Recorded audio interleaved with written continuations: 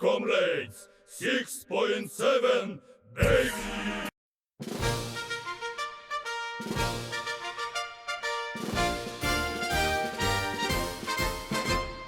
아우의 화려한 간판 뒤에 억눌린 자들의 눈물이 고였네.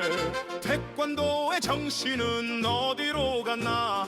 가난한 수련생의 꿈을 비웃네. 그들은 우리의 입을 막고 프롤레타리아의 투혼을 짓밟네.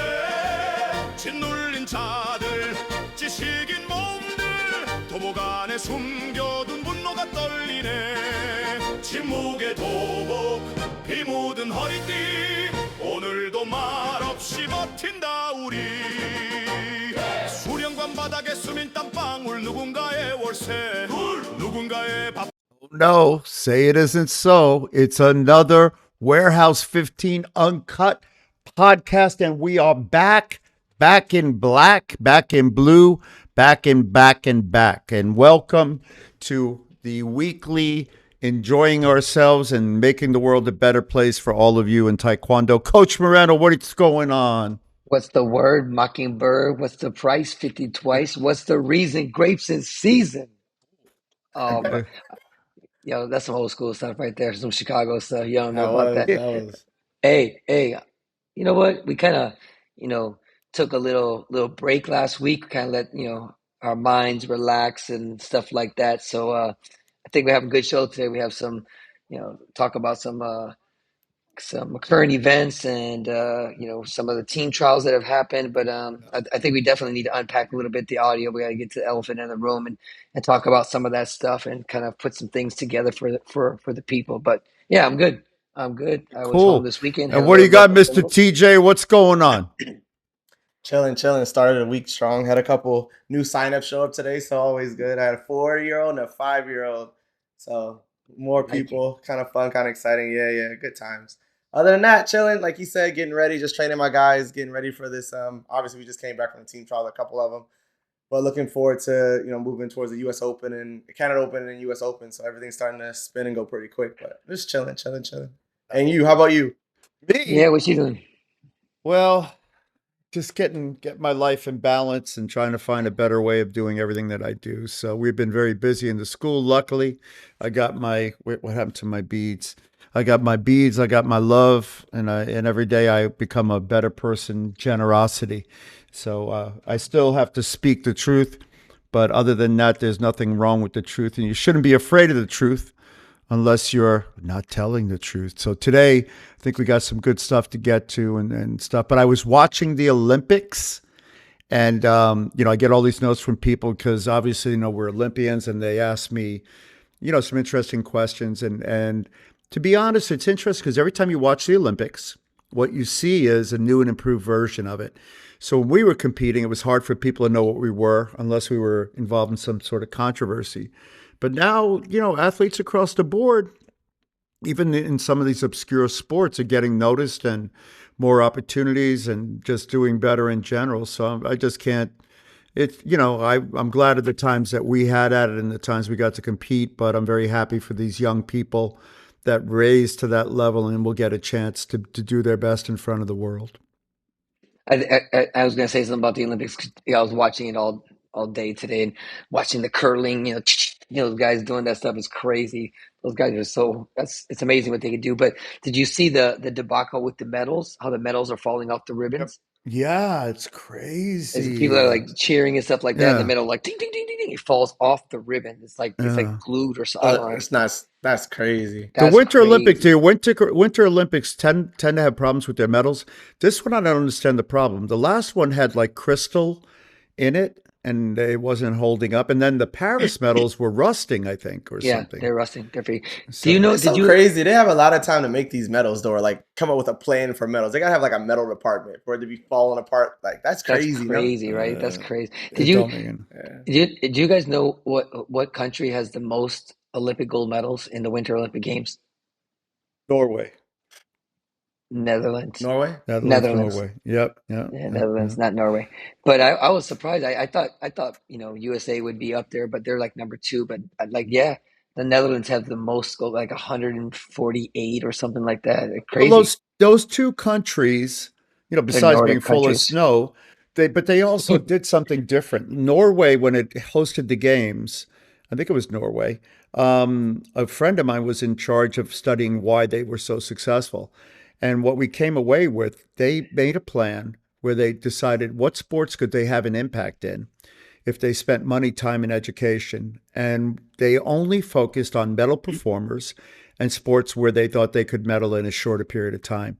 And they ended up winning the medal count at that games. And I think it When I was was Norway. And the guy's name was Norm Bellingham. I don't know if you remember Norm. He then went on to work with Harvey Schiller at Turner. And Norm he was one of my roommates because we were athletes advisory council and executive committee for a while together. One of the brightest guys I knew. But he went out and studied athletic performance, and he used that as a case. He said, here's a way if you want to be successful at the games.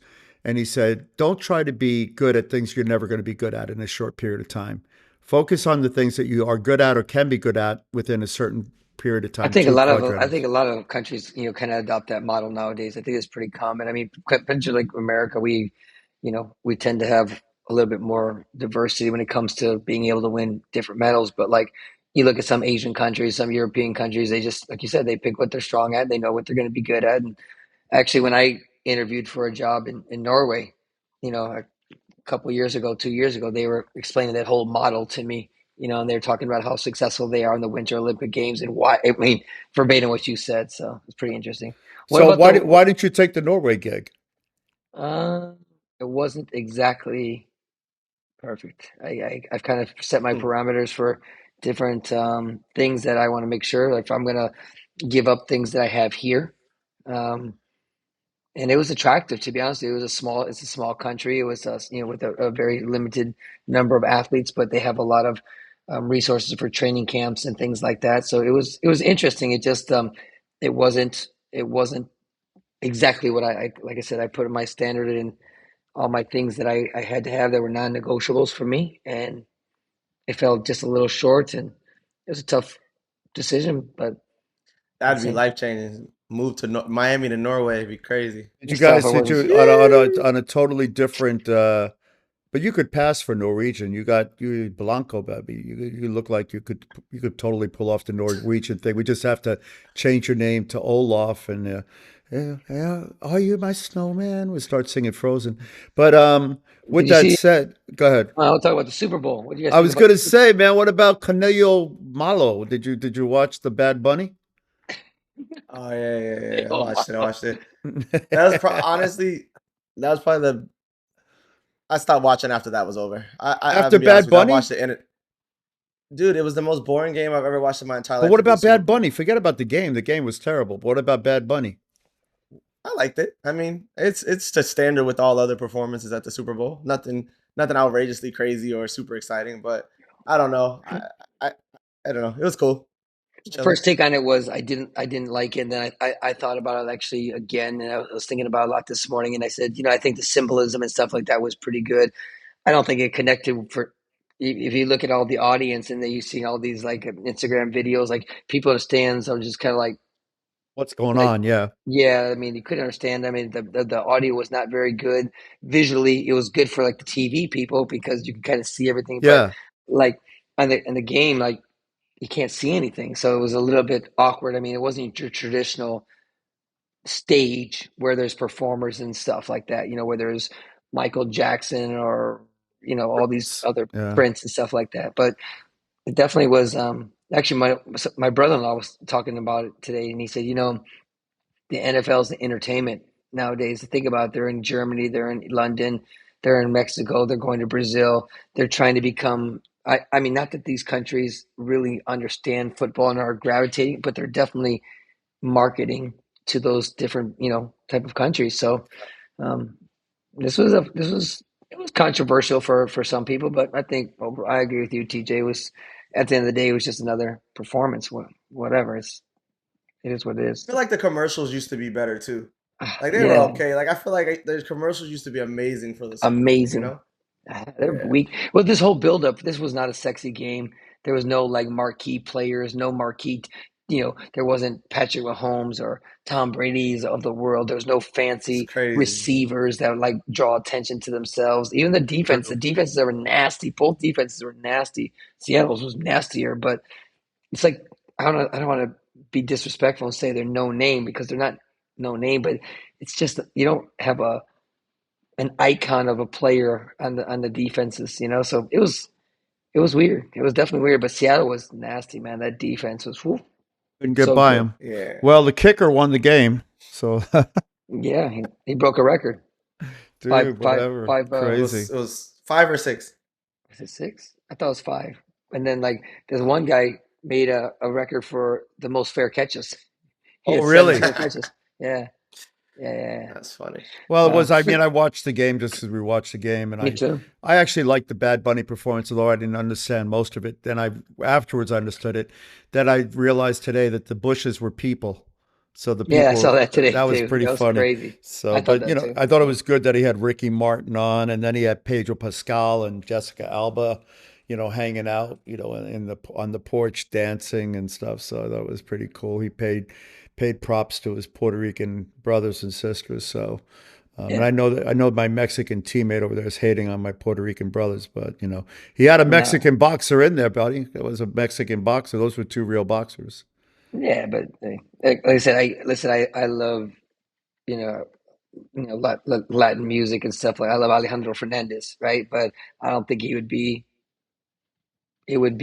good for the Super Bowl, And that's just my take on it. Did you change the channel and watch the Kid Rock thing? No, I forgot about no. No, I didn't even go back to watch it either. No, I watched the Bad Bunny. I mean, I was curious, just like everybody else. I wanted to see, what he was going to do and what the performance was going to be. So yeah, I thought it was cool. Anyway, Well, I know we got a lot to get to, and there was a subject that was the elephant in the room that farted, and we didn't smell the fart. We didn't pay attention to the elephant. But today, let's get to the good, the bad, the ugly, and the smelly fart. That was the conversation that we had a week ago that we didn't get to. hey, can I talk real fast about the USA team trials real fast and What did elephant farting have to make no, that made you think about the USA team trials? Are you trying to say I I think something? he wanted was setting you no. up. I think he was setting you up. No. I just want to talk about the USA team trials and the Canadian team trials because something that stood out to me, TJ, was one used KPMP and one used 803, and all I heard was bad. All I heard was bad. I mean, obviously, at the U.S. team trials, I mean, it sounds like the threshold was so light that people were just, It, points were flying up it kind of was hard. it was it was crazy, not crazy, and I don't want to be dramatic. It was crazy. Like you got stuff that's whiffing past the face, like you someone kicking to the face, 3 points go off, misses to the body, 2 more points, you get 5 points for barely touching anything. And Yeah, obviously, like everybody, when it's working for you, it's like it's easy to cheer for. But like when you're watching some of these matches and the league changes and points go up and the stuff that's scoring, like I'll have to go jump on the bandwagon with Grandmaster over here. Like that's not even like desirably coachable. yeah, You I know what I agree. mean? I agree. It's just like nothing I So, said last week mattered that day realistically, so let and me you ask can't you prepare this. for it. Let me ask you this because I didn't go to USA team trials. I watched it, some of it, and I watched Canada on the live stream. And I went to a tournament this weekend, and there was like actually two international referees that I know coach. I'm sorry, referee internationally. So I was watching them, and you said something before, and I saw it in Canada and this weekend. I saw over and over in the clinch monkey kicks to the head, and the referees did not do any. Like I saw one time, 2, 3, 6, 9. I'm like, what's going on? Like I know they want to let him fight a little bit more. They're supposedly don't want to interfere, But but I man, feel like when it comes to all these rule things that they decide at WT at the top, it's like playing telephone. You're like, let them fight a little bit more. Let them fight a little bit more. Let them fight a little bit more, but not that much. Don't call this today. And then by the time it reaches these other people and the yeah, other referees, it's just this. Let them do whatever they want. That's what yeah. they want. That's what we got. I, You I know. was I was really shocked by those monkey kicks, and like I said, I saw them a little bit at the a few at the U.S. team trials, but then in Canada, I was like, man, this is a little strange. Another thing I'm gonna say, I mean, I know sounds like a hater. I was I would just use this term. I was impressed by Canada's depth of Mm. the people that won. Okay, they were good, but the second ones or the third ones, I thought they were really, man, they looked a little deeper than us. And to a point, check this out. I was talking to one coach. 8 matches this one kid had. 8 matches. I was like, we didn't have anybody in the cadet or juniors that I think had more than 3. I was like, that's good, man. These kids are getting Yeah. tough, and they got second place. Eight That's what I'm matches and they saying. got second place. Don't they do A seed, B seed once they get to the finals too? I I think think so. they fight one more level. Yeah, I don't think it's straight through. I think they get the top 2 and then they fight a 2 out of 3 at the end, if I'm not mistaken. Yeah, I just was shocked at the number of fights and then the overall quality of like the matches. I was like looking at them like these are really competitive. These people, like I didn't know How a are lot the of the face. Hogus? They use KPMP, right? They use KP&P too, and I mean, it's the headgear still. I don't think worked too good. I know for the cadets, how they make them wear the masks, and those things Hmm. don't have anything like to stick. I don't know. Those things are falling all over these kids. That's So crazy. I hate the mask thing. That one bugs me. Like it, it's so stupid. They fog up. You got these kids looking up out of their like eye holes where their nose things are, trying to see the match when it's going on. There's no real sympathy given to fix it. It's just a mess. It's a mess. but I put those on my beginner kids. They be punching each other in the face, kicking each other in the face. Nobody gets hurt. Nobody cries. I love it. But for cadets, yeah, it's kind of weird. Anyway, that was that. I just like I said, I know you were at the team trials, and I think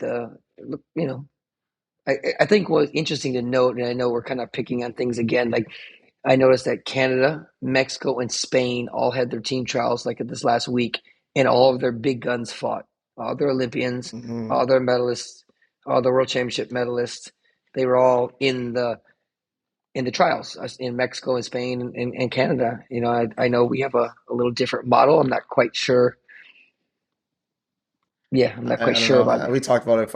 I don't think it makes much sense. I think, like I said, for it to be, even if it was just for this time, for it to all the points to go to 0, anyways. All the Yeah, stuff's gonna reset. So not to let our guys like fight at home yeah, it's yeah, weird to me. I don't believe in protecting any spots, but especially yeah, not spots for the Pan Am Championships from past yeah, results. yeah, yeah. And especially not spots when the team trials are going to be. Or I'm sorry, the points get reset in June, so that was kind of pointless. But So um, I did see the junior team is going to the World Championships, and apparently they're paying for their hotels, but not their flights. who? The USATs, Oh, yeah, and where's it again? Uzbekistan. See, that's crazy. I don't understand. I don't understand. Like I said, again, we I, read the stuff about the surplus of money and I all was this just stuff gonna, like that, and yes, it's kind of hard for me to believe. Like, why are they not getting their trips paid for? Like, it would be very normal. I don't know. I know we said it before, but when I was a junior, when I made the junior team, my flight, my hotel, my food, and TJ, everything was paid for. I mean, you got the Pan Ams. You know what I'm saying? That's all you have. I don't know. This is a junior world championship year. I think you should any world championship people should have their way paid for. I mean, that's just ridiculous. But What anyway, did you let's guys? move. What did you think about real quick? Sorry, I'm gonna cut you off. What No, did you think about like? Because I remember when I was on a junior team, like they would fly to 2 different locations with the team, and the team would physically travel together from one airport or another airport, and then meet wherever the competition was. Like I thought for me that was a part of like the team experience a little bit. You're with the actual team, and right now I know if they're buying their own tickets, they're probably all flying in under a get there by this time and this day, and you no, you know. don't have to. You can come and go whenever you want. So if you wanted to come the day before you fought and leave the day after, they let you do that. But to your point, I think it was good because kids could fly domestically and then they would be with staff, so they didn't have to have their mom or dads go with them if they couldn't afford it. So I think it was probably better for the team cohesion and security and all that kind of good stuff. So yeah, I like that. I like that. You know, Anyway, let's get into yeah. this. I know we talked to him. It was a big thing. The audio between you and the AU chair and some of that stuff. And I think, some of the things that were, stood out to me, it was very revealing, very uncomfortable. And I think it shows how important it is to talk about these things because this is what's going on behind closed doors. And it finally got exposed. It got exposed in the biggest, worst way possible. like, with an Olympian and a world class coach, trying to do some good things, for an organization. And then there was obviously some deals made and things going on. But I think, my overall impression was that it it makes me want to dig in even deeper to do what we've been doing, and that's talk about issues, talk about um, programming, talk about the federations, because we keep saying this over and over. People whispered it to our ears all the time, and oh my God, keep saying what you're saying. But after hearing that thing a couple of times, it just And the writing was on the wall. Like, you know, I mean, like you said, it's always that quiet whisper. Like I mean, I know you've experienced the little jokes like, oh, they don't like you, or oh, you know, they're not gonna let you do this, they're not gonna let you do that. And for me, from my experience, it's always like, you know, whatever. And I just kind of, I don't bother. You know I don't want to be at any table I'm not one of that. That's one. I never fight to be in a room that, you know, you don't want me in. Like that's against my nature a little bit. But to be working with the AAU and kind of doing some good things, and you know, we talked a lot about it, how it was good in the beginning, and you know, the welcome, and I felt like I was coaching on the team. And as soon as this whole talk of USAT came up, it was almost on the wall. Like I just didn't know how, but it's like this is gonna become a problem at some point for sure, because it's just them extending their reach to try to control a little bit more, and try to get people to be quiet, and try to like discount people in our country that they choose not to work with, even if they're high value people, if they're successful coaches or successful athletes. If you're not in their room, then your value can't outshine theirs. Your value can't be the same as theirs, you But know? I think that the strange thing, about that is, TJ, like over and over in that call, you heard the chair talk about how your value was so unique to AAU, how much they wanted you. He kind of went at it from a personal standpoint. He went on to say Clinton thinks you're, the guy, the top coach in the country, and if any of the big high level programs were, you know, reinstituted, you would be, at front and center of that. So I just, it was so crazy for me to hear how important you were and how much they valued you. But somebody else didn't want you to do something. And if you wanted to continue doing that, then all that good stuff you guys just said gets thrown out of the Doesn't way. matter. Yeah, it doesn't Yeah, matter. it's irrelevant. That's not important anymore. I You know. mean, Uh, it it it begs to talk about that the MOU was specifically for that. It was specifically for to silence you and maybe me or maybe Grandmaster Perez or anybody. It said anybody, but based on Like I that said, it conversation, went as far. It went as far to even say clubs, to specify you won't give clubs a platform. Like what does that mean? That means you silence the it means coach, you peak silence the head performance. instructor. It means peak Uh, performance. other than that, but like it's just that level is to the club. If you're gonna tell me my whole club won't get, how can you not give a whole club a platform? You're not gonna like, oh, this coach and this team got these many results. You're just gonna just push it to the side and pretend those results didn't happen. You're not gonna like, you know, boast their wins. Like, how do you not give a club a platform?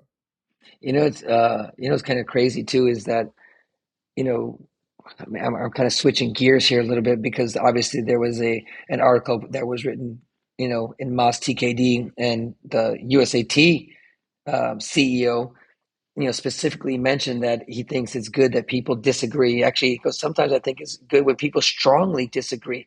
That's how you get things accomplished. And I'm like, so you say that in the public, but in private, you make an MOU and say, no, no, no, we don't want anybody talking bad or having any kind of dissent or any kind of criticism, if you will. That was what the whole MOU was about. I mean, I think the chair even said, listen, if I didn't mention TJ's name in leadership, there may have not even been It wouldn't an even be an MOU. MOU. Like, that's crazy. That's Yeah. I mean, that's basically saying that this was just made to silence you, to just keep you quiet.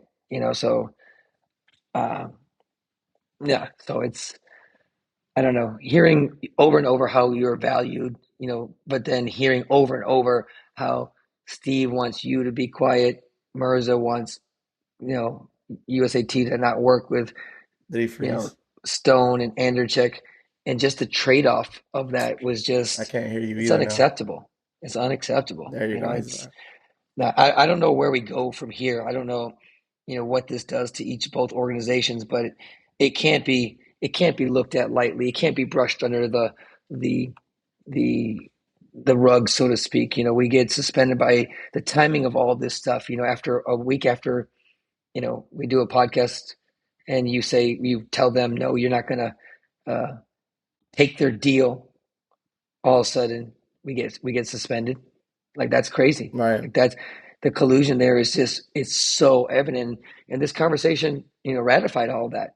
I mean, even the CEO of USAT saying that they had nothing to do with that in the article when they were asked about the AU situation. When we know that a coach from the USAT, But I'm sorry, why would it, like, even this Mossy Kitty thing? Why is Mossy Kitty? I've looked at the website, and I don't, like I said, I haven't really ever looked at that page too much in detail. But like, every story on that page is positive, and you're gonna tell me they woke up one day and decided to go write a story or post a story about us getting suspended from AAU, not AAU, USAT, AAU. from AAU, and had all these details and took quotes and put this up. I mean, I didn't get did he reach out to you? Did you talk to him He before the sent me interview? not an interview, just he asked me for a quote because he Mm, wanted, and that's why I just kind of said, I'm always gonna stand up for people's rights and blah blah blah blah blah.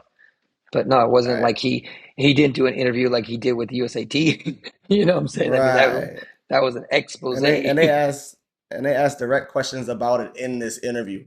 How weird! Like, what are we doing? Yeah, What is, listen, like? How do you get there? How does that become the most important person? Most question you can ask the CEO of USA Taekwondo? Like, again, how is that? it has nothing to do with them at all. I mean, again, we're talking like they would be asking like the WT about an ITF thing. Like, what are we doing here? Like, AAU and USAT have nothing, nothing Especially if you going didn't on. have anything to do with it. Why would we even Right. talk about it? You Yeah. would probably just tell them, "Hey, if we can do an interview, it's cool, but we don't even got to talk about this because that's not our thing." Yeah. But to offer insight to it and then to lie about it, and it's absurd, you know. Well, I guess that's where I was going with it. You have, just say you have nothing to do with it, but you had a coach from USAT send, the chair of AAU, a timestamp of one of our podcasts of when we said this, blah blah blah. Like, AAU has that. Like, so there is, and for sure that coach wasn't acting by himself. No way. There's no way.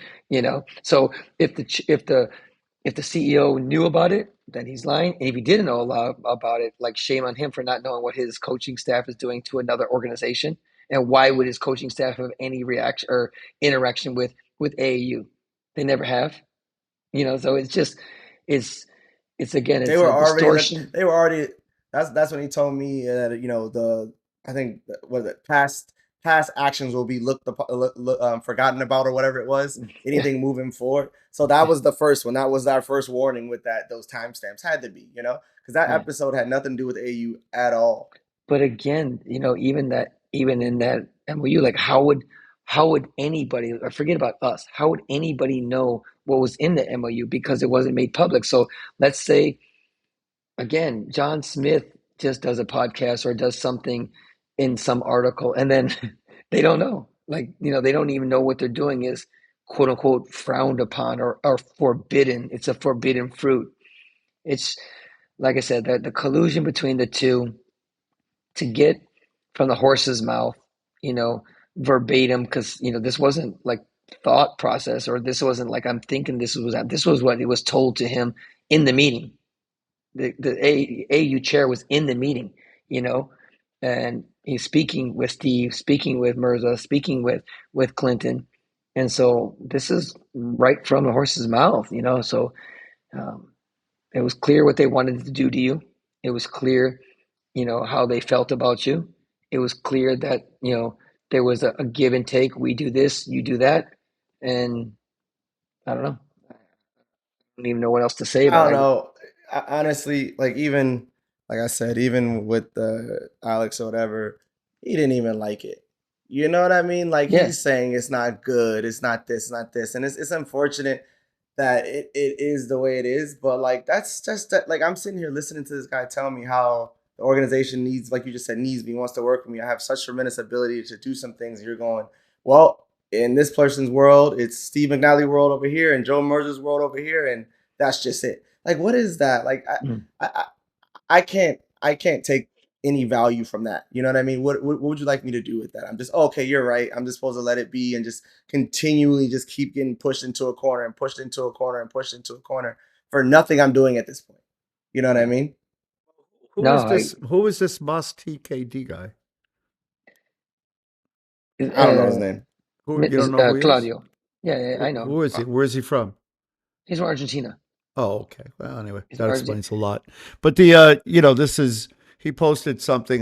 Because I said something because basically I don't know who he is, but he spent apparently the past 2 years on his knees and over a table for the WT and for USAT probably and now AAU because take a quick look at his site.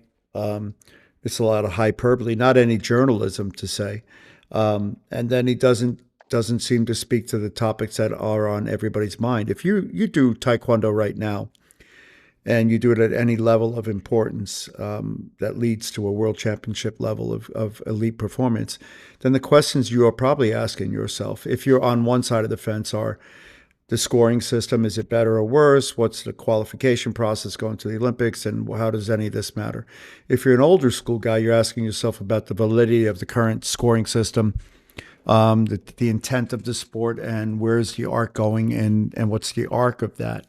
A quick perusal of his site has a conspiracy theory with Angel Ramos is it Ramos? I think from Cuba and his thing. It actually has an old article of TJ on there. And when I did make my comment on Facebook, he put a comment up, oh, who are you referring to? And what is this? And I'm like, well, if you can read, it's quite clear who I'm referring to so that we can be perfectly clear since you're translating stuff and podcasts. Hopefully you're listening. Claudio, I'm speaking about you, and I'm speaking about your blatant attempt to suck up to the powers that be relevant to anyone that matters. And so let me be clear. As I've said before, if you want to understand the Olympic movement, at least from the perspective of Taekwondo, I'm the guy to talk to. Why? Because I've been there since the inception of it. I removed more CEOs and put more CEOs in the Olympic movement on the USA side than anyone else. And I ran the coaching program and athlete identification program. So if you want to understand the players that matter and where we are and where we find ourselves currently with regard to the AAU, USAT, and the clown show that's going on, feel free to call me and I'll give you an interview that might make Mas Taekwondo more than Mennos Taekwondo. I think it's a little, again, like Mas TKD has been around for a long time. There's basically two major outlets. It's Mas and Mundo. And Mundo's really gained a lot of traction recently. Actually, Mundo is the one that wrote, that really nice piece on me, the day after all this stuff kind of broke. And I was like really shocked, like just, kind of blown away by that. And again, I have no idea why he did it. Actually did one on Steve Kaitner too. A really nice piece. So, I don't know what the goal was, but it did look weird because again, I've known Mas, TKD for a long time. Claudio's a good guy. He really is, but I'm just not sure why I don't know if it was him or I don't even know who put it. Like, I'm just not sure why they went to. Jay Warwick's a good guy. Doesn't mean he's No, ineffective. no, There's a lot of good guys. I mean, Claudio may be a good guy. Nothing that he's doing listen, there's a story to be told, coach, and he's not telling the story. That's my point. That's where I was going with it. Yeah, and it was definitely lopsided and even reaching out and asking for it. These two people this is going on with, and you stepped into a world where you're talking about AAU, so you've given it this importance. You don't actually take the time to actually have a conversation or get some more details about it. That was not right. You just take a quote, put two quotes, and then you put out this long article, which in that article you're asking the CEO of the USAT to have input on this. Why? Yeah. What are we doing?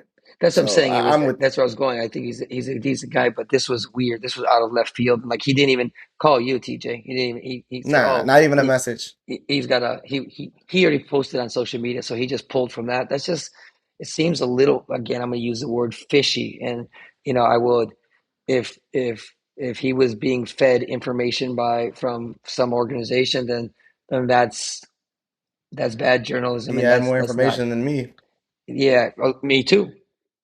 And that, that's just, it seems for people like us, we're not everybody, but we're not nobodies. He knows who we are, and we've always been respectful and polite and cordial for interviews or for pictures or anytime, especially in the Pat2 region. Like, he could have given us, either more of a platform or more of a background than just boom. But I was just taking a heads up. Heads up would have been cool.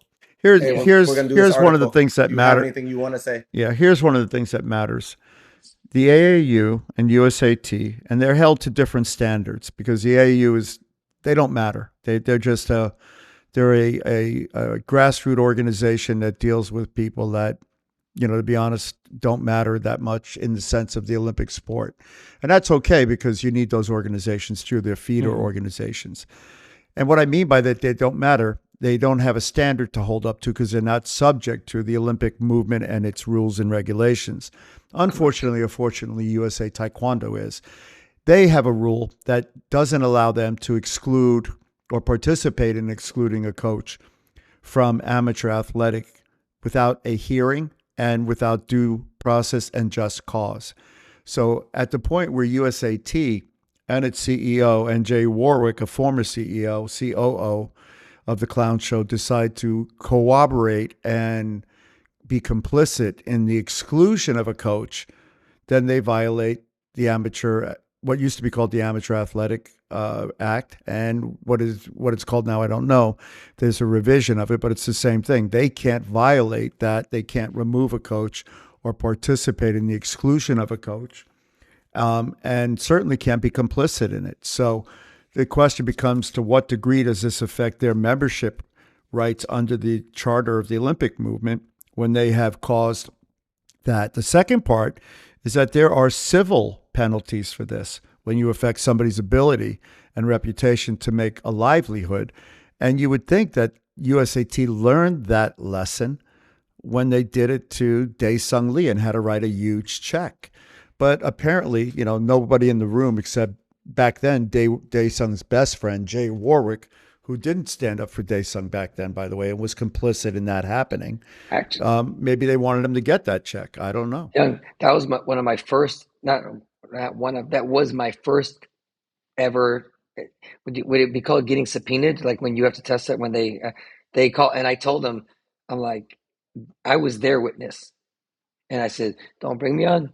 Don't, you guys, I'm not going to lie for you. I'm going to tell the truth. I'm going to tell the truth. So no, just come. And so I remember when the attorneys I was a plaintiff on behalf of Coach Lee, Dae-Sung Lee. But I'm like, don't ask me any questions because I'm not going to lie for you. And so when they started asking me questions and I gave them like the exact opposite answer that they thought was coming, I just looked across the table and they were just like, they were looking at me, and their lawyer was looking at him going like, this is our witness. Like, and I said, when I was done, I'm like, I told you guys, I'm not going to lie for you. So it was pretty funny, but yeah, they were all in the room at that time. So, well, I mean, I think the good news is there's been a lot of support and people have spoken out a lot about this and a lot. And I think we just have to keep doing it. At the point, what's been incredible is the amount of silence from Alex, whoever he is, and Clinton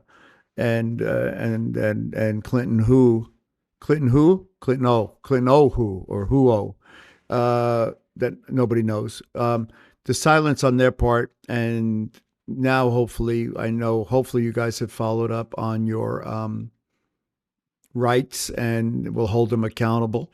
And I hope they've saved some money to write a check, because at the end of the day, they need to learn a lesson. And unfortunately, in this sport, the only way you learn a lesson is by writing big checks to people that you've harmed, and you've harmed their reputations. And you guys are two outstanding Olympic coaches and athletes, and your reputation is how you make money in your sport, as you should. And when you damage that reputation, it should be compensated so that people learn not to do it anymore.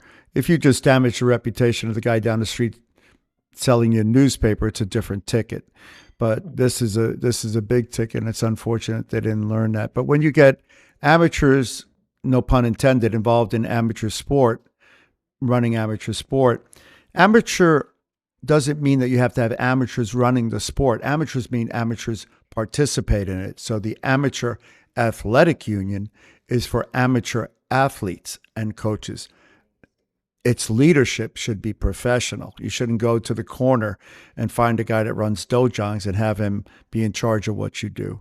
And having some experience with the guy who runs AAU in general, and having seen him navigate the Olympic waters, I was impressed by him and unimpressed by him when he was running or trying to run karate, which I don't think he ended up doing right away because he wasn't capable. But in this particular situation, there needs to be a critical mass that happens, that people hear, and then it matters enough to them that they respond. And so you can't wait for it to happen to you. You've got to ask yourself, is it happening to the detriment of the athletes? When the Canadian team trials are better than the USA team trials because athletes are being excluded and coaches are being excluded, you've got to ask yourself a question. How do we fix this?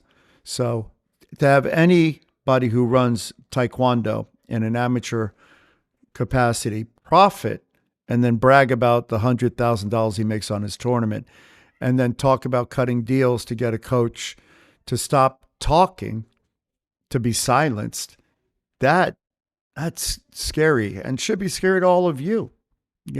There's been no shortage of people who have tried to silence me, including my two teammates on the phone here on my podcast. But, they can't silence me. Yeah, you can't silence me. I've been to the mountaintop. I've seen the other side, and I see the Joker poster behind you. Oh, it's back. No, but like I said, for me, I'm overwhelmed by the amount of support, like the text messages, the DMs, the emails being sent. I mean, it's been crazy. TJ, I know you have just as much, if not more, because you went out on a limb and spearheaded this thing from the beginning, and I mean, obviously it affected you. You were the name, and obviously, Obviously, like you said, it's not comfortable. It wasn't comfortable, but it also wasn't comfortable sitting there and listening to this. It also wasn't comfortable knowing that if my whole livelihood or my next steps in being able to give back or being determined by an organization that I know doesn't want me involved with them. Like that's uncomfortable sitting there too when someone's telling you that this is what they're gonna do and this is what they have to do and it is what it is and this is what's being presented. Like I get it. I get it, but I don't get it. And it gets you're in a point where you have to make a decision, TJ. It's and I guess let me hold on real quick before I go too far off. And more so, like I think me and you probably obviously together but individually have dealt with the same kind of thing as far as like being excluded, being pushed aside, being talked about, being said that we're not this, we're not that. We like all the stuff that's happened. But when you can sit there and you listen and it tells you that it's anyone involved with peak performance, like that's the disheartening part. So now you're putting me in a position that even if I could suck it up one more time and just deal with it and just ignore and turn my back, you're telling me every person in all of our programs is never going to get a fair shake until this organization changes, until they're accepted. But this is a lot of kids we're talking about. These are a lot of kids that are the current ones, the past ones, and like you said, the ones that haven't started Taekwondo yet. That part in itself puts me in a position where what else would you like me to do? There's no other option at that point. TJ, you said it's uncomfortable. That's an understatement because I know every day you wake up waiting for that phone call or that email for these guys to say something, that you can't be involved again.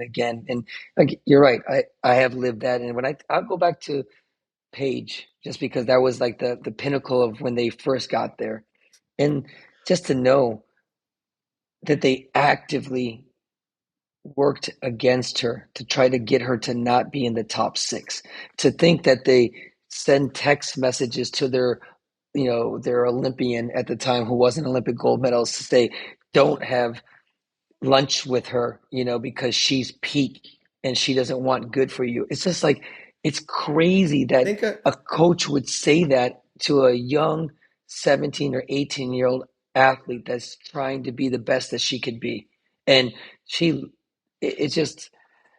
crazy. So back to the Paige thing. Think about when they set across from her and coached her when we're in the process of trying to get top 20. Yeah. Top 20 ranking, and Yeah. all these points matter. And you have the national team program coach sitting across from you at the U.S. Open, and that's a good moment for you. I don't think any internal organization should be No working way. against itself like that. That's crazy. Especially you know when how cocky you have to be for you to like go, hey, I'm gonna fight against this person. That's probably one of our best chances to qualify direct to the Olympic Games. I'm gonna do the opposite. I'm gonna try to make sure that our person that's in our room wins. Yeah, it's crazy. In that race. It's crazy. That's crazy.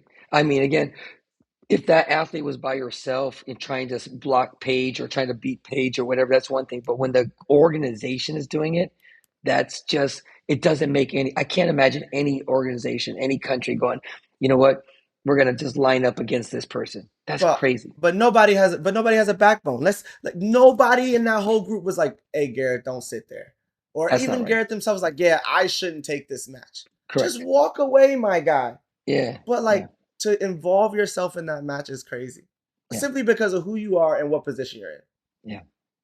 It makes no sense. I don't think any other country would do it. It just sounds backwards. But that's what I'm saying. I bring that up because that was exactly when they first got there. And then they've done it ever since. They did it to the WCAP.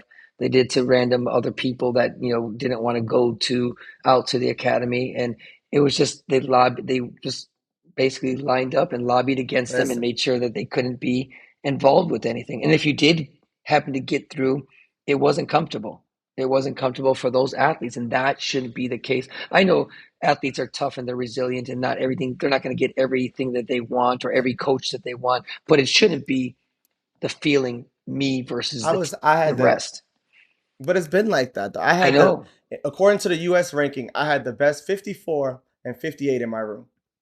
Pan Am game medalist, multiple time national team member, one of literally highest ranked in the international ranking plus the USAT ranking. And you, as a coach, I'm dealing with the fact that I got two other kids that are training up the street and they're being funded and supported, flown to all these competitions and everything because they're in the room. But you got the number 154 and number 158, 25 minutes from you, receiving no funding. The only conversation I had was, well, Mel, they'll be right on David's heels. Melvi and Emilio, they're right there. They'll be right on David's heels. Like, are you thinking you got the number one guy? You have a good guy right now. You have a strong competitor, a tough kid. And you're telling me who you're going to replace him with. That's our goal in this country. Yeah. Because if it's not there, it's people, absurd. Yeah. Well, I mean, again, kind of bringing that all, full circle, into this conversation that I've had, like you said, I'm not going to sugarcoat it for you. Anyone involved with Peak, like you said, so all of our programs, anybody that has that blue and yellow color, and it's just out. It's funny because I know the I'm going to make this a little personal now. These guys have, I've always told people, and I told you this a couple of weeks ago, TJ, Peak Performance is an organic organization. It's organic in the sense that I never set out to be political. I never set out to be even a business. I set out to do athlete development. That's literally what it was. And it just kind of morphed into what it is, today. Listen, we've been around for, 26 years. 26 years at the highest level in this country and in the world stage. And these other groups, 300, Wolfpack, Progression, Next Level, they were all built to compete with Peak Performance, and they're all gone. None of them are there anymore. And it's funny because the consistent, grouping of people that were with each one of those teams have remained together. And lo and behold, they're hand in hand with the USAT. I mean, it's funny. They're all gone. Not in existence anymore. Come and gone. Failed miserably. All of them. They could say what they want, but if they were so good, they would have continued. One has an offshoot of GAU, which actually is still doing pretty good, but not because of them, but because of other people. So it's interesting when you think about how the USAT people think of what we've done and what we bring to the table, and they don't want any part of it. They don't want Coach Lee. They don't want you. They don't want James Howe. They don't want Russell Beneby. They don't want me. They don't want Coach Brad Demink. Nobody, nobody, nobody has anything to offer. It's crazy, but that's where we are. And that was, now, that's, I told you too, TJ, one of our private conversations, I said it's crazy that we had heard these whispers and people had told us that all the time. Oh, if you're with Peak, you can't do this. Oh, Peak will never. But to It wasn't hear even a whisper at this point. It's a public conversation. You could stand in a circle and hear that being said because we kind of brush it off. We kind of like whatever, and it's unfortunate that it has to be like that because in what world, it is what it is, and we've all had that conversation and we've all taken that conversation. I've laughed that conversation off. I've had some deep conversations about that conversation, but it's not a whisper anymore. People know. It's even crazy. Like we have a couple kids on the junior team this year. One of the best academy athletes right now. Comes directly from my program, and never once have they ever even reached out to me. Never once. Like not Steve, not Paul, not Gareth, not Lambden. Nobody to say, hey, we're gonna do this, and this for this kid, or hey, zero, nothing. Like that's crazy. And you've tried. Listen, I've tried what? Like you tried to reach out to them. You tried to handle things when it came to athletes and everything like that. Listen, I mean, I didn't go above and beyond because really. No, I understand. Yeah, I mean, but Steve with CEO, absolutely nothing. I'm cordial with Coach Brown and Coach Green. Like, hi, what's up? That's about it. But again, that's not for me to do. I shouldn't be chasing them. They're receiving my athlete. Right? That's what I'm saying, even in the conversations of athletes leaving your gym to go somewhere else, there's no conversation between the coaches. There's no conversation. Zero. That's my point. Oh,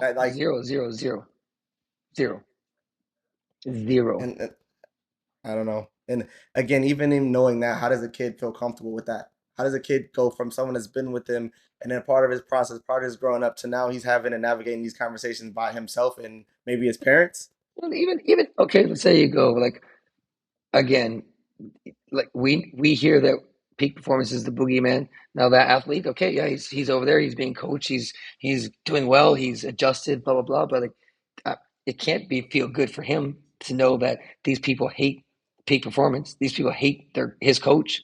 Like, that's crazy. It's like you said, it's not even a whisper anymore. It's live and living color. And now, because of your conversation with the chairman of AAU, we know, everybody knows it's not a secret anymore. So I don't know. They can't pretend it's a secret, anyways. Yes, they can't pretend it. They can't pretend it because, like I said, this is not a. I think this is what this guy thinks. Like when he goes, I think TJ, there's a chance that you could work with it USAT down the road. But then later on, he says, if you don't take this deal, there's no chance. You'll be blacklisted. So it kind of contradicts himself a little bit. But like, my point is, he's speculating with that. But with this one, the name was brought up. My name, Peak Performance, you, Coach Lee. There's no speculation. It was brought up. So I think it's unacceptable. I think it's unacceptable for a CEO to be talking like that. I think the board should hear that. I think whoever is, empower these guys. There's no way for it to be right. There's no way that any of that is acceptable. Just it alone, just thinking about you're just blocking people because of personal issues. You're blocking people because you're emotional and upset. You're blocking people because they're telling you the truth, that follow the actual results that are happening, that are putting scrutiny on the fact that you're still not funding our juniors to do things. You're still not putting the money back into the organization like you should do. Those are the things that they don't want to hear. Yeah, so that's weird. That's weird that they're not spending the money on the junior team. Especially if they have so much left over. Yep. Like, why not? You got to take care of them. I don't get it. Care of those people. I mean, even the Grand Prix that happened this year, there's going to be a handful of people that go to them, right? then aren't they supposedly making more money than the past organization that Yeah, was funding junior team trips and stuff? yeah, They're supposed to be making more money than them. yeah. They're in the black right now. They're And not in the red anymore. They're doing good. They're making boatloads of money. Yeah. and those guys sent us on those trips every year, fully paid, fully funded, fully everything. Scheduled it, sent us to multiple airports, had staff members in place to watch out for us, to help us, multiple coaches. I don't understand. It's true. So And you can't say we're better, because better would be us being able to pay for our junior team. So whatever you're doing with the money, whatever ups or downs are good, it can't be better because less people in the organization are being supported fully. It can't be mhm. better. Yeah, yeah. Absurd. So where do you think we go from here, TJ? Like I said, I think we already talked about the competition. We talked about both sides. I want to harp on it a little bit because after watching some of the Canada one, just sorry, switch roles real quick. Watching some of the Canada and watching some of the U.S. Open one, this can't be what Taekwondo is going to look like for the next 2 years. Like I might be at his house playing with his guitars and not doing Taekwondo anymore. You might have another band member or something. If it's gonna look like this for 2 years, Ready, baby. In living color. Let's do it. Thanks, dude. I'm serious though. It was, to me, it was just bad. You couldn't, like I said, there was at points in some of the matches that I'm watching the match and like I'm saying things and all of a sudden my guy's up 8, 9, 10 and the round's over. You're like, wait a minute. And you gotta replay what happened in your head and try to make corrections when the corrections probably maybe or maybe don't make sense depending on what the system does the next round, you know? But I think we gotta figure out. I know this is your big area, but that didn't look like Taekwondo at all. That was just complete nonsense. Yeah, I think, uh, I have a general rule and it comes to fighting, right? As well. And it's like when you get tired of losing, you'll start winning, right? And when you get tired of what something looks or the results you get, and you'll change. And so it's really got to be a question of whether or not, people are tired of what they're seeing and what they're doing. So there's only so many times, like a bad girlfriend or a bad boyfriend, that you can hear the same story. And Taekwondo's become that bad girlfriend or bad boyfriend that you keep waiting for her or him to change and get better. And really what you're seeing is it's not getting better. And so, I'm not a fan, as everybody knows, of the current scoring system, the dynamic and what it's supposed to be. So, once I'm not a fan of something and I see the car crashing, I just wait for it to crash, So I'm watching the car crash. So I have a different mindset only because I don't like the direction the car is going anyway. So whether it crashes or not in a weird way doesn't matter to me unless it turns around and tries to, to get better. And so I don't really see the better as a possibility. And and this is probably needs to be said. So if I believe that anything that was happening now was going to get us to a place that was better and would make Taekwondo matter more, then I'd probably care more. But I don't really see that happening. I really don't. And I don't mean that to say anything about you guys, but and how you guys talk about it, but I don't see any of the effort that's being spent on the scoring system or the and the electronic scoring system and the philosophy behind it as a step getting us better. I don't see it getting us back to a full contact martial art that used to matter and it was exciting to watch. So when your technical regimen is around gymnastics, mental and physical, to score a point, then you've lost the true intent of the martial art. And I'll give you the last thing on this, which is I don't love watching karate. Not my thing. But at least they stayed true to themselves. Like if you watch a karate tournament, it's two guys that have a philosophy of what karate is. They score what they think karate is, and they punch each other or kick each other like they do in karate, whatever that is. Now, it's not my cup of tea, and I don't necessarily agree with the scoring, but at least it's something. I think you can't look at what Taekwondo is today and when you can watch somebody take their leg and their knee and you're watching him doing these machinations, like a windmill kind of kicking over and over again with the legs flipping around like this. And then I'm watching. And here's my prediction: when you watch MMA, there was a guy that used to fight. It was Frank Shamrock's brother. It was Ken Shamrock. Frank Shamrock was his brother, and Ken was a good fighter. So was Frank, but Frank was way better looking. He was a good looking guy until he did MMA. Then he became like not very good looking, because that's the nature of that sport. Well, I got a prediction for you. All these kids now that are doing what they're doing with their hip and their leg and their knees, hip replacements, knee replacements by 40, if they're lucky to get to 40. And that's just the reality. A lot of females have like a lot of hip problems and adductor problems because But do you know why? Do you know why? Yeah, because they're on one leg all the time. Yeah, and their bodies aren't made for it. They have the same problem in soccer. Their bodies and the way that their hips are created for childbirth means that they have to be trained differently to sustain the rigors of soccer turning. So they have a lot of ACL tears. Yeah, more than men, and this is Olympic knowledge because they did studies on it. So you know, and none of what's being taught to generate flexibility is being taught to get enough.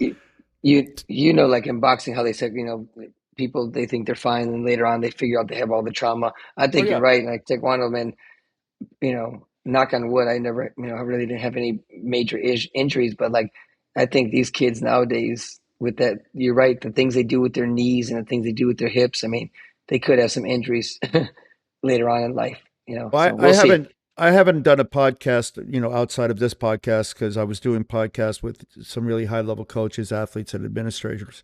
But one of my teammates and one of your teammates contacted me and said she wanted to do a podcast. So I may do a podcast with Dana He, who I haven't talked to in a million years, just a little bit. Tell but her she does say hello to you and both of you, and she was very impressed with what we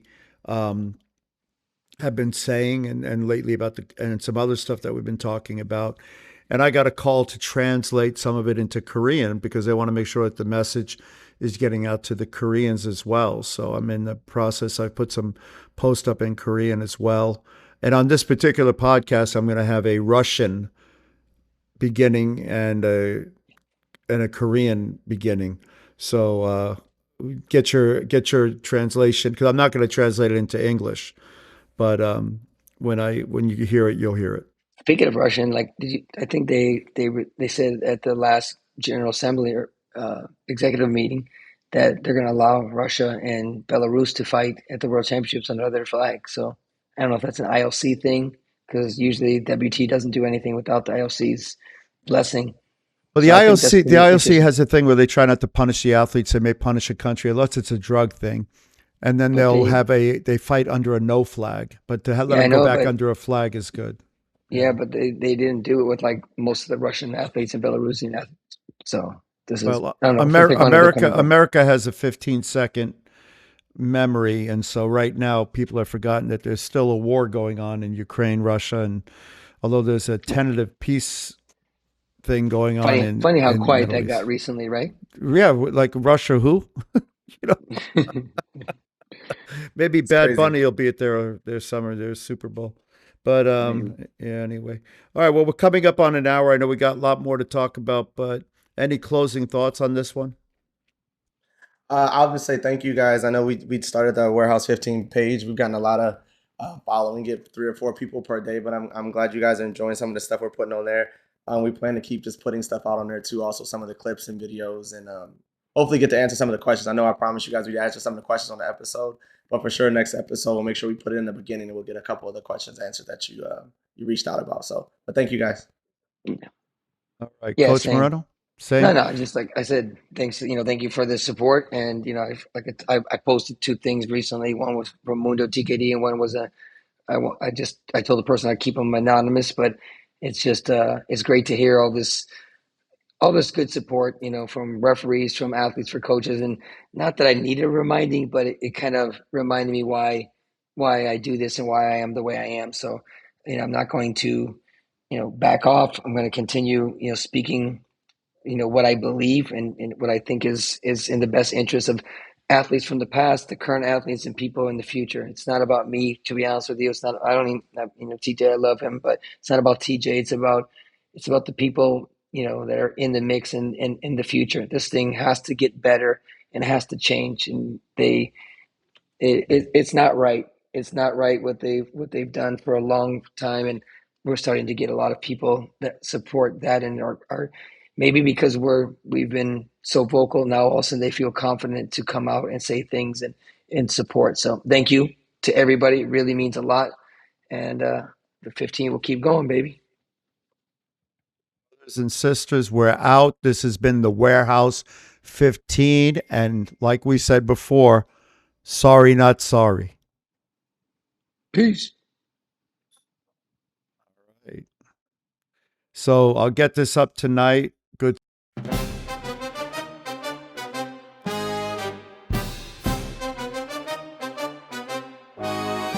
В залах блестящих, где властвует дух Taekwondo, запер в тесную клетку, они забирают искру, душат ее. Глаз безмолвных, крик в ночи, глаз безмолвных, наши сердца не сломить. Пот и кровь на матах, улыбки фальшивые, судьи слепые, правила кривые. Глаз безмолвных, крик в ночи. Глаз безмолвных, наши сердца не сломить. Новый рассвет, солнце взойдет.